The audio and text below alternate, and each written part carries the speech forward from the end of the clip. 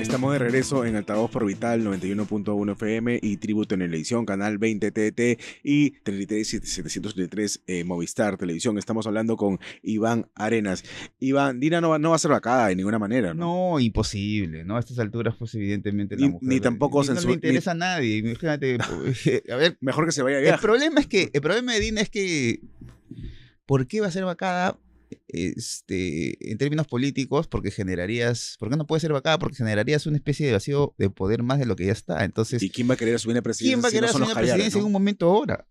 Claro, solamente las minorías, y las minorías son evidentemente estos grupos de izquierda. Pero no va a ser censurado tampoco Santibáñez, ni censurado menos Eduardo Arana. No creo yo, ¿no? Además digamos, con las elecciones ahora, los partidos políticos enfrascados en temas internos, básicamente en octubre tienen que ya iniciar fuegos para la campaña. Yo creo que nadie está interesado. Lo que menos le interesa a la gente que hace política, es vacarle a la señora en este momento, ¿no? Imagínate tú meterte en un berenjel como ese. Ahora, ¿quién complicado, asumiría? ¿no? ¿No? Ese es el tema. ¿Quién asumiría? José Gerín.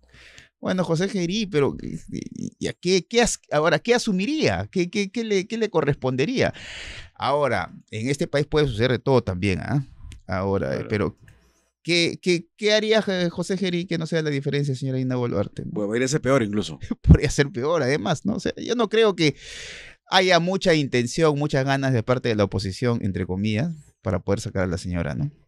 ¿Crees tú que Santibáñez va a impulsar esta salida del Perú de la Corte Interamericana de Derechos Humanos? ¿Esa es la visión, la función? No, me parece, lo que pasa es que el gobierno... A ver, si tú eres político, en el sentido de un operador político que tiene una, digamos, una especie de jugador de un ajedrez mayor, tú tienes que saber cuáles son tus movimientos y ese movimiento finalmente, ¿qué puede despertar? ¿No? ¿Cuáles son las consecuencias de ese movimiento? Entonces, ese es un movimiento político muy denso, muy complejo, en el sentido de que además debería de tener él el acompañamiento de las bancadas en el Congreso.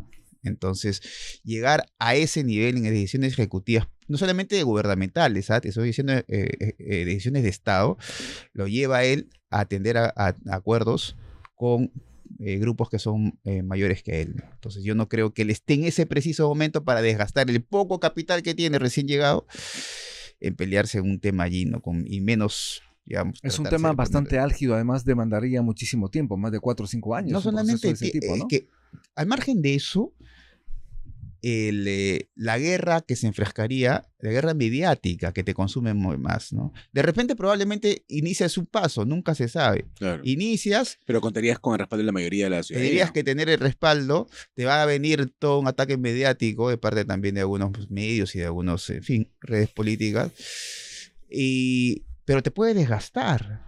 Y finalmente retrocedes y el daño está hecho. Entonces yo no creo que... al gobierno ya no le interesa absolutamente nada colocar a un ministro cuestionado que ha sido censurado. Subirse el sueldo a la presidenta, ¿no? En un momento donde se sube el sueldo, obviamente, y además donde los parlamentarios pretenden en su momento también subirse el sueldo para diputados y senadores. Pero volviendo al tema Santibáñez, ¿crees tú que hay una agenda oculta? ¿Cuál sería la agenda oculta que tiene? No, ninguna, creo yo, ¿no? Ahí ha salido el señor Harvey Colchado a decir, por ejemplo, hay una agenda criminal, ¿no? Una especie... son exageraciones, evidentemente. Ahí me parece que es simplemente tratar de menguar, tratar de reducir todos los golpes que ella va a tener a partir del 28 de julio del próximo año, ¿no? Y ella está tratando de cuidarse las espaldas, y alguien que les cuide las espaldas es un buen operador político. Y sanea sus investigaciones. Sanea sus investigaciones. Ella es su propia transición. ¿Te das cuenta? Mira, en un momento y en un lugar tan importante como el Ministerio de Justicia, ella va a tener problemas con la justicia y necesita un operador político justamente en ese lugar. Y en ese lugar tienes que tener a alguien que además tenga información, tenga, digamos, autoridad, y además sea un operador político para poder dejarle a ella sin los riesgos que mañana más tarde pueda tener, o reducir esos riesgos.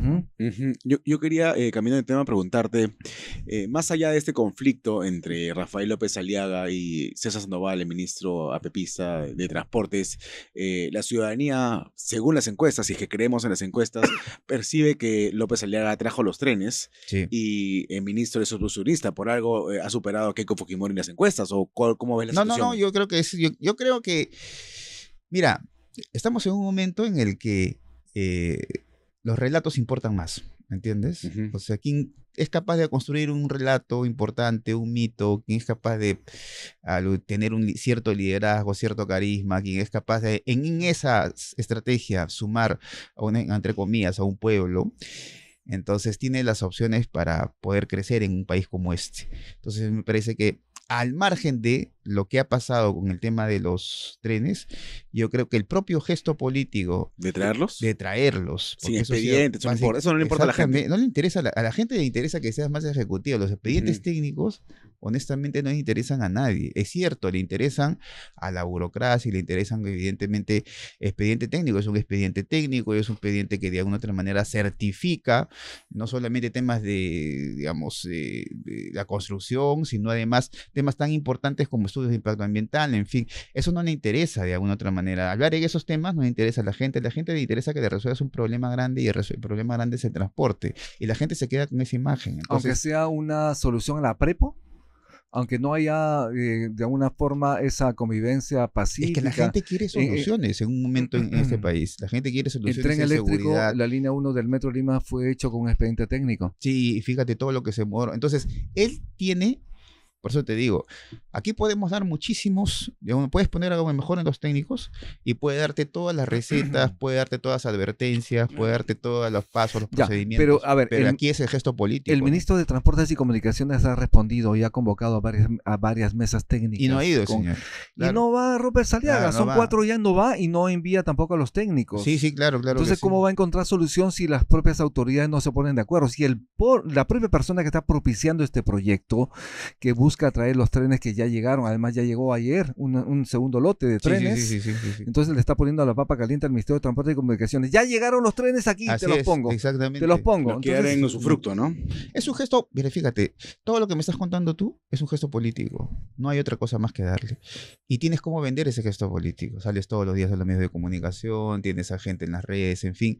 Entonces tienes un gesto político que finalmente se convierte en parte de una gran narrativa. Es el Estado que está controlado por el apepismo, que está contra mí, pero no solamente contra mí, sino que está con las decisiones que yo tomo a favor de Contra la ciudadanía. Entonces, con la Se está ciudadanía. utilizando esto como digamos, como un caballito de batalla políticamente, porque quiere que, ser claro, presidente de la Es República. que yo me quedo con lo último que dices, es políticamente. En la política, de alguna otra manera, todo está permitido. Hay gente que se ha construido narrativas heroicas. El señor Toledo, acuérdate tú, el que rescató la democracia, sin embargo, mira en todo lo que terminó. Entonces, en la política todo el mundo trata de construir narrativas. Quien construye una narrativa más potente, es decir, una narrativa en el sentido de que sea hegemónica, en el sentido de que aglutine, en el sentido de que haya un mito, en el sentido de que haya gente atrás que esté apoyando esa narrativa, entonces yo creo que esa narrativa va a ser muy potente. Hay un ellos, nosotros, ¿te das cuenta? Hay un ellos que son el Ejecutivo, que está con 0% de aprobación alrededor, y nosotros que somos el pueblo que estamos sufriendo y que tienes acá un alcalde que está tratando de solucionar el problema. Pero si eso lo llevas a una mesa de trabajo, vas a encontrar que probablemente hay mucha falta, poca organización, hay unas decisiones en la prepo. Pero eso, en definitiva, en política a la gente no le interesa. Sí, yo he escuchado también que este cogobierno entre Fuerza Popular, APP y Dina Boluarte va a afectar a estos partidos de cara al 2026, pero no estaría tan seguro. ¿Tú? No. Los afectan en decisiones a algunas cosas, sí, ¿no? Pero, digamos, en el caso de aprobación, si tú quieres aprobar cuánto digamos, de aprobación tiene Fuerza Popular en el Congreso y te saldría probablemente... Pero a la hora de las elecciones... Pero hacer las elecciones son otra cosa, es otro escenario. Es otro escenario, es otra agenda, son otras motivaciones, es otro sentimiento, es otro timing, es otro frame, como dices, es otro marco. Entonces son elecciones absolutamente distintas y muchas veces, ¿cuántas veces se dijo, y esto es importante, cuántas veces se dijo que Fuerza Popular, que habíamos tenido un peor Congreso y Fuerza Popular pasó a la segunda vuelta? No te quiero decir que Fuerza Popular pase la segunda vuelta, lo que te digo es que lo que uno entiende no es necesariamente ahora, probablemente mañana cambie, ¿no? Claro, Entonces, lo racional no es lo que prima. y en la democracia, mira, fíjate, hay una cosa que es importante. La democracia es una especie de sistema de gobierno en el que debería primar lo racional. Pero fíjate, en la democracia no prima lo racional, porque la gente elige 15 minutos y en la cola, 15 minutos antes de votar y en la cola. Entonces, ¿qué de racional puede tener ese? Claro. Entonces, la democracia, en el sentido de que la mayoría es la voz de la mayoría, es un sistema de gobierno no muy racional. ¿La Municipalidad de Lima es un trampolín para Palacio de Gobierno? Eso es lo que quiere Rafael López Aliaga. Sí, ¿Pero claro, crees eso lo tú quiere efectivamente que hay una gestión eficiente de este gobierno local?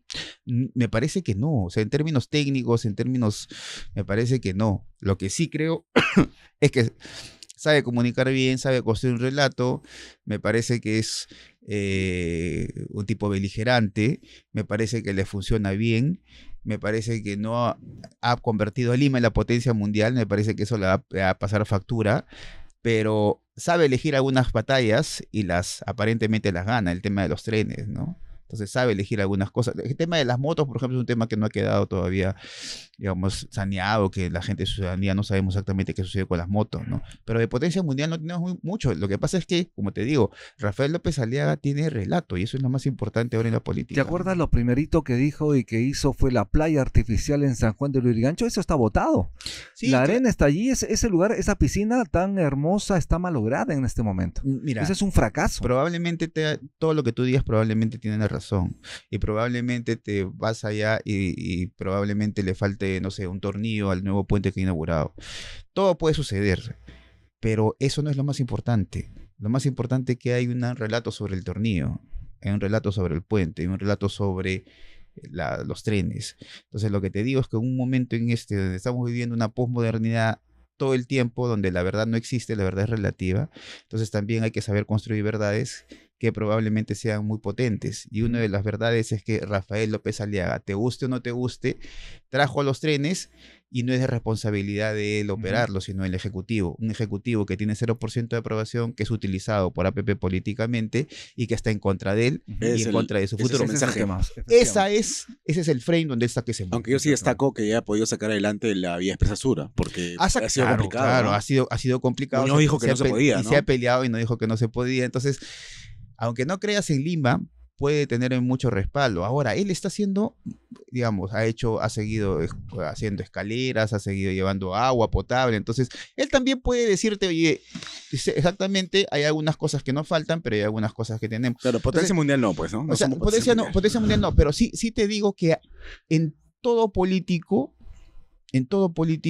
siempre hay algo de verdad, aunque sea poquísima o mucha. ¿Y por qué Batters ya no está por qué aparecen otros, a pesar de que lo hemos visto mediáticamente en todos los podcasts habidos y por haber? No, yo creo que sí, Batters está, me parece, ¿no? O sea, en otros, ha pasado a otros. Eso es lo que dicen las encuestas que siempre hay que tomarlas con pinzas. Sí.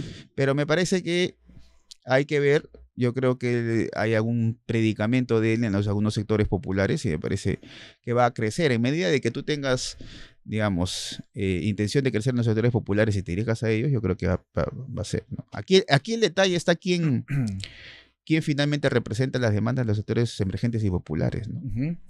Estamos en Altavoz en Radio Vital, en Movistar Televisión. Iván Arenas, como sabe perfectamente, a más tardar el 13 de octubre, las autoridades locales y regionales tienen que renunciar a sus cargos, van a dejar prácticamente a medias sus gestiones y obviamente tienen intención de postular. Estamos hablando de López Aliaga, César Acuña, otros gobernadores regionales más.